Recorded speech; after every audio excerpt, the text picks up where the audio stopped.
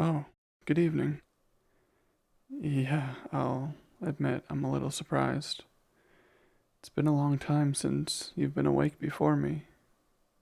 When you were younger, you would always be up before sunset. I remember too many times when you'd try and wake me up, not realizing what would happen if I stepped into the light. Now, though, I'm lucky to see you before I leave for the night. Were you able to see the sunset? How was it? Was it nice?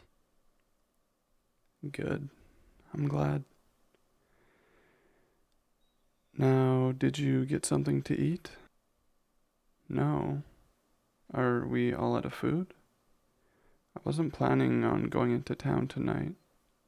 No matter how many times I go to get groceries, I don't believe I'll ever do it with enjoyment. But I'm certainly not about to let you go hungry. Is there anything in particular that you'd like? Oh, you're just not hungry.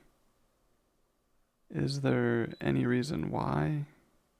You're not sick, are you?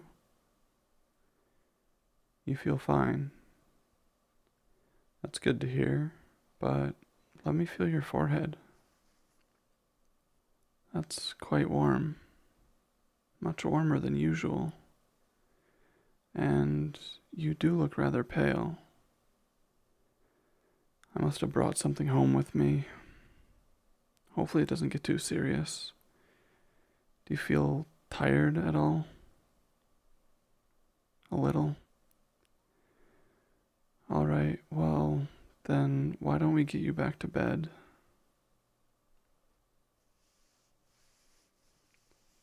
Alright, how does that feel? Are you comfortable? You feel hot? Oh, you poor thing. I know it feels hot, but you should keep the covers on if you want to get well.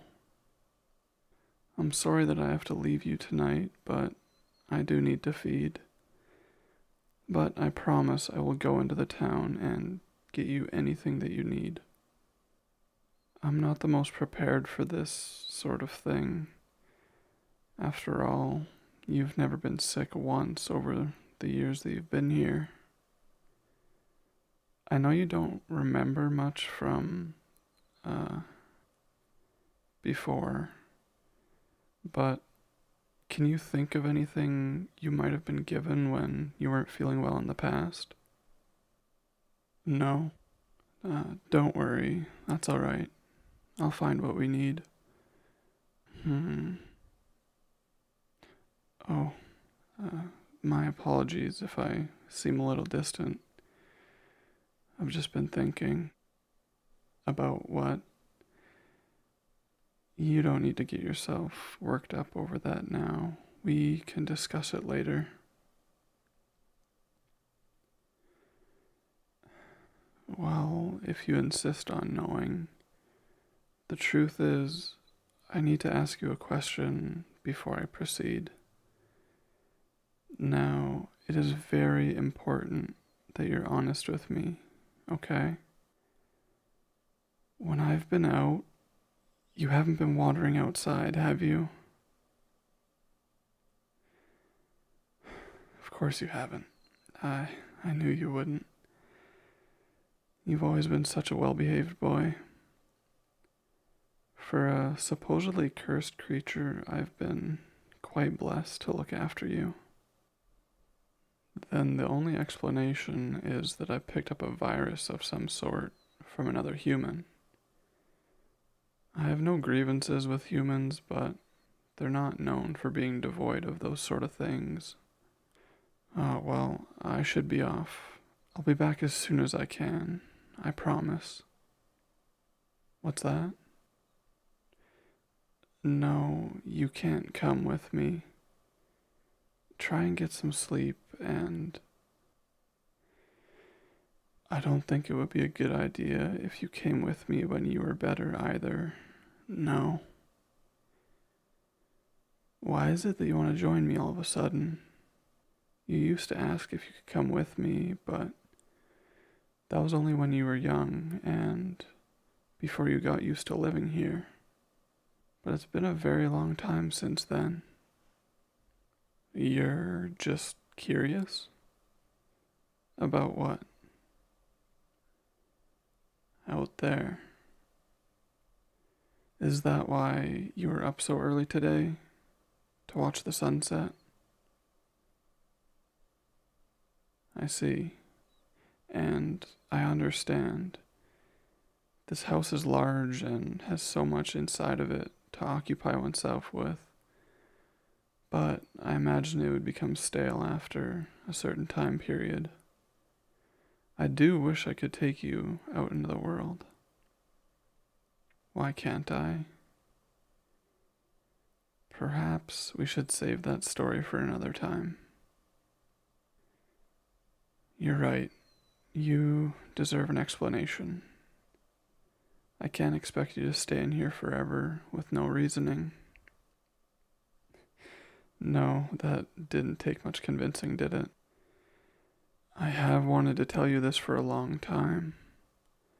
I just didn't know how or when, but most importantly, I didn't want to scare you. But I've always known it would have to be said someday. How should I start?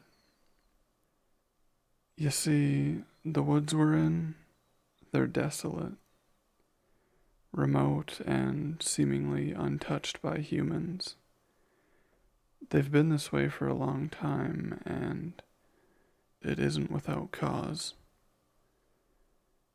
For whatever reason that is beyond me, others that are like myself also live here. Not in this house, of course, or the immediate area, but they are here. And that is why I've always wanted you to stay indoors at night, which thankfully you have always done. Why is it so important? The others, they're not like me. Well, they are in the sense that they're vampires, but they are different. How? That's part of what I need to tell you as well. I wasn't always this way. I wasn't always a vampire. At one time, I was a human. Then, I wasn't. I know that doesn't explain very much. I suppose it just isn't an easy topic to discuss, or a pleasant one. If you would rather rest, please say so, and we can talk about this later. I'm sure you're quite tired. No? Alright then, I'll continue. Vampires have heightened senses. They can hear and smell from a greater distance than humans. That's how I found you all those years ago. And all vampires need one thing to survive: human blood. Maybe that's what pushes senses to new limits. The insatiable pursuit of blood that the beast inside demands. It's something none can ignore, even though some may try. You could be walking on a peaceful night, just in your own backyard, with not a care in the world. It could be just like any other night, one that you've experienced countless times before. And then, without a moment's notice, one of us could pounce and drain one of all their blood, leaving them there until they become one of us. It's a terrible experience, one that I'll never forget, although I'd like to. It can't be undone or erased, and I would never wish it on anyone. I could never take from someone else what was taken from me, which is why, when I go out at night, I only take as much from one person as I can, leaving enough for them to live, and I repeat the process until I can get enough to sustain me. It is somewhat tedious, but I have retained the self-control to do it. Somehow, I've been able to keep my humanity intact and keep the beast at bay. The others are not so fortunate. If you step outside under the cover of darkness, they will know, and they will not waste any time in finding their sustenance. Whether they were born human or vampire, their desire consumes them, and they will harm anyone who can quench their thirst. We all have that same compulsion, including me. There, now you know. You've always known about what happened to me? Oh, just the blood. Well, I assumed you were aware of that much, but not the rest of it. I I thought you'd be scared, knowing what I could do to you. The process of taking someone else's blood and the potential side effects is terrifying. It's cruel, demented even. I have the ability to hurt you, and that scares me. But it doesn't bother you at all? I know I said I never would, nor do I ever intend to. I can't bear the thought of it. But what if you trust me? You're very sweet. I should put as much faith in myself as you do. It's difficult too sometimes, but I think I can accomplish that. I'll start now. After all I just said about how the desire for blood is impossible to ignore, the more you ignore it, the more it screams at you, eventually, until it remains the only thing left in your mind. I promise to you that I will never succumb to it. The need for blood will never overcome my will to keep you safe. You already know. I seem to remember a moment like this a long time ago. Except it was me hugging you, and you were a lot smaller. Now, why don't you lie down and try to get some sleep?